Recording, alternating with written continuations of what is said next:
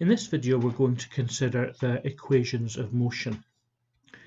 The first thing to say is that these only apply if the acceleration in the question is constant throughout.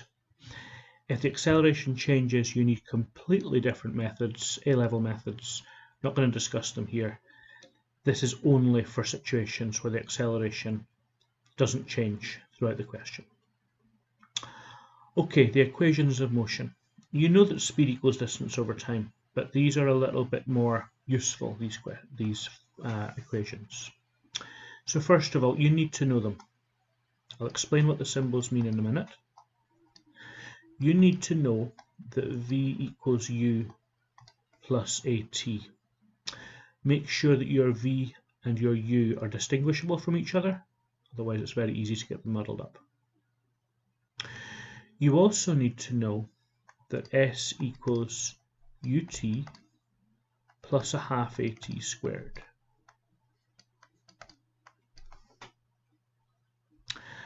And the last one, V squared equals U squared plus 2AS. Now, these probably look instantly confusing, but in the same way that you should by now know that A equals pi r squared and you hardly have to think about it, you need to get these to the same place in your brain in terms of how quickly you can recall them. And the easiest way to do that is to write them out every time you use them. Don't automatically substitute the numbers in. Get the equation written down that you need first before you start substituting the numbers. The very act of writing it down will imprint it a little bit further into your brain. Now, these letters. Some people remember them with an acronym of UVAST. Some people prefer SUVAT. It doesn't matter. I'm going to go with UVAST. And this is actually how you should start every question. You write out the letters and you start filling in any numbers that you've been told in the question.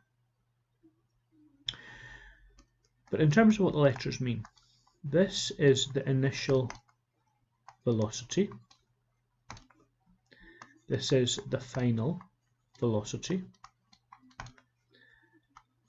Won't surprise you that that is the acceleration. S, technically this is known as the displacement. It's a little bit like the distance, and for the moment we'll treat it as distance, but longer term we need to understand the subtlety of displacement.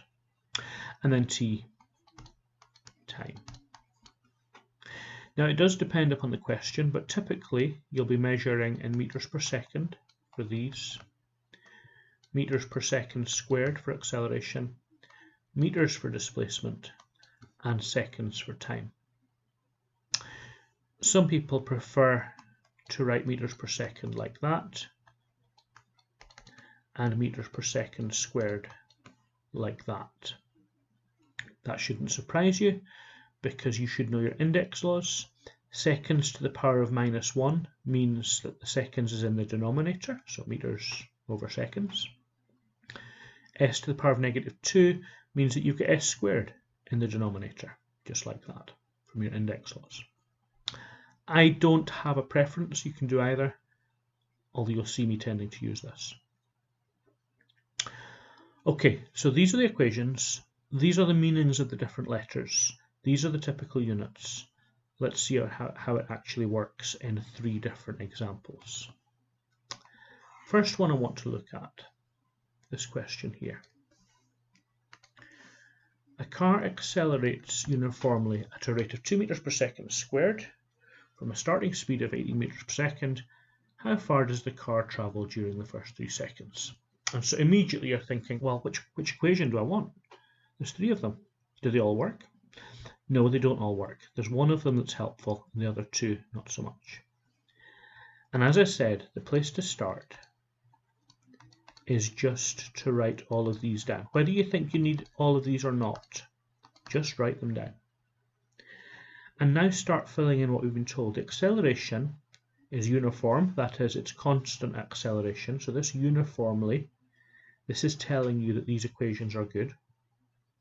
It accelerates at a rate of 2 meters per second squared. 2 meters per second squared. From a starting speed, that's an initial speed of 18 meters per second. How far does the car travel? That's the question. So I'm going to put a question mark against the displacement during the first 3 seconds. There we go. And you'll notice that we don't know and we don't care about the final velocity. It's not mentioned in the question at all. And so that's why I put a question mark here. This question mark tells me that S must be involved. I leave this blank to tell me that V really doesn't matter in the slightest. So I'm now focusing in on U, A, S, and T. So I start considering, well, which of these equations do that job? I don't want the V. That V is a nuisance. So is that one. There is no V in there, but it does involve S, U, T, and A, which is everything I've been told to work with. So my first line of working, S equals UT plus a half AT squared. S equals, because S is the question mark, so I want to know it, S equals 18 times 3 plus a half times 2 times 3 squared. Just substituting in the correct values into the correct positions. So S equals 54 plus a half times 2 is 1 times 9. So there we go. 54 add 9 is 63. It's a displacement. It'll be measured in meters. It travels 63 meters in the first 3 seconds. And we're done. Another question.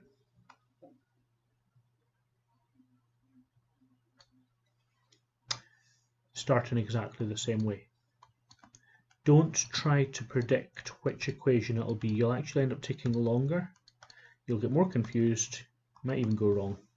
Just write the full 5 symbols out. A dog is running at 8 meters per second with a constant acceleration of 0.4 meters per second squared. How long, there's my question mark, will it take the dog to run a further 100 meters? This feels quite familiar. Again, it's V that we don't want. So again, the first equation and the last equation are not helpful. We're going to be going back to this one. S equals UT plus a half AT squared. But notice how this is different. This time we've been told the displacement and we've been asked to work out the time. The temptation might be to try and rearrange this to make t the subject, then substitute the numbers in, and then do the calculations. That is almost always a bad idea. No, substitute the correct numbers in, just as we did in the first example, leaving t as t wherever it appears, which gets me to there. Start tidying it up a little bit. So a half times 0.4 is 0.2. And now we ask ourselves whether we know how to solve that equation.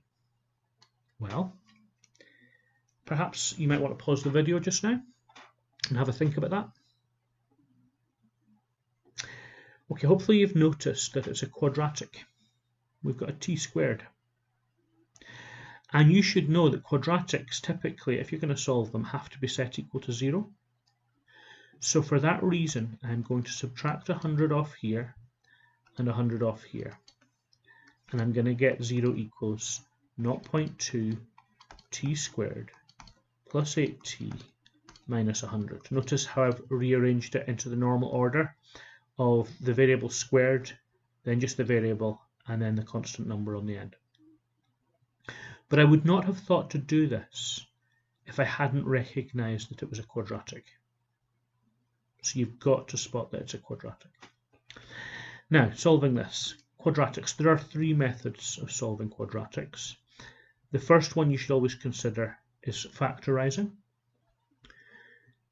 That 0.2 is awkward. I am going to multiply both sides by 5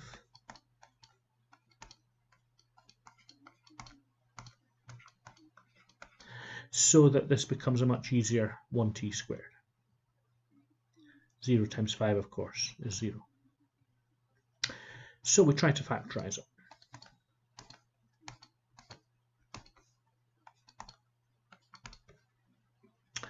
Factors of negative 500.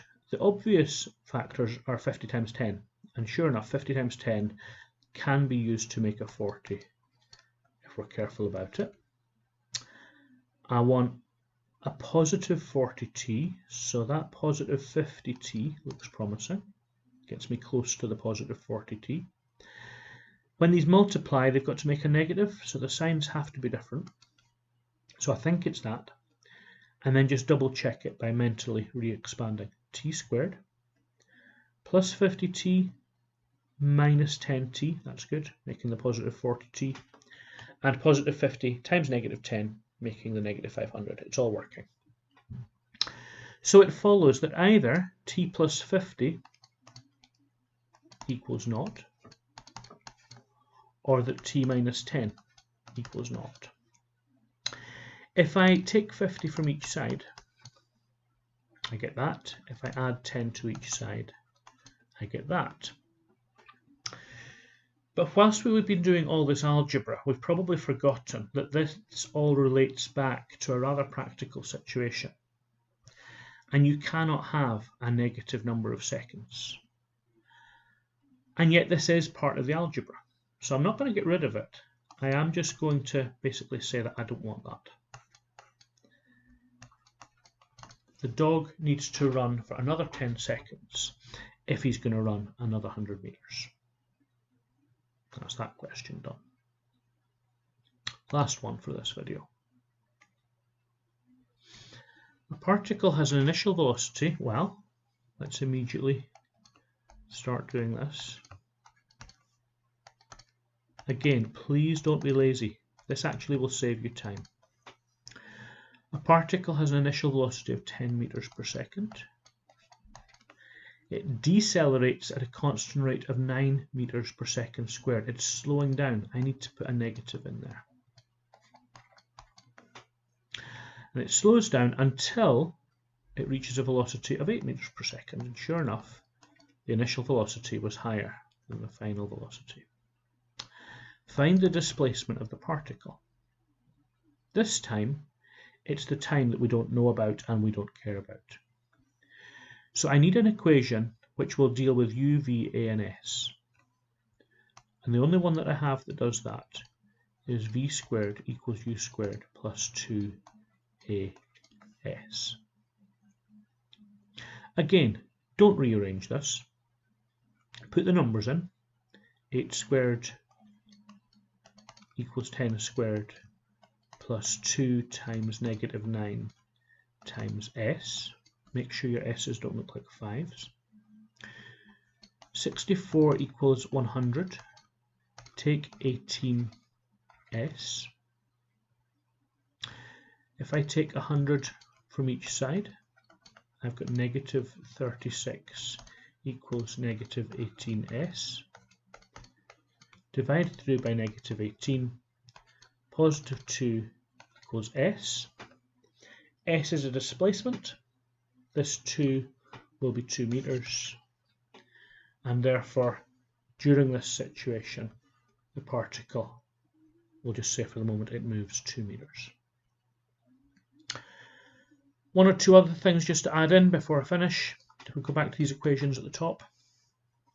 I didn't use this equation in any of my examples, but you can see it's a very simple equation.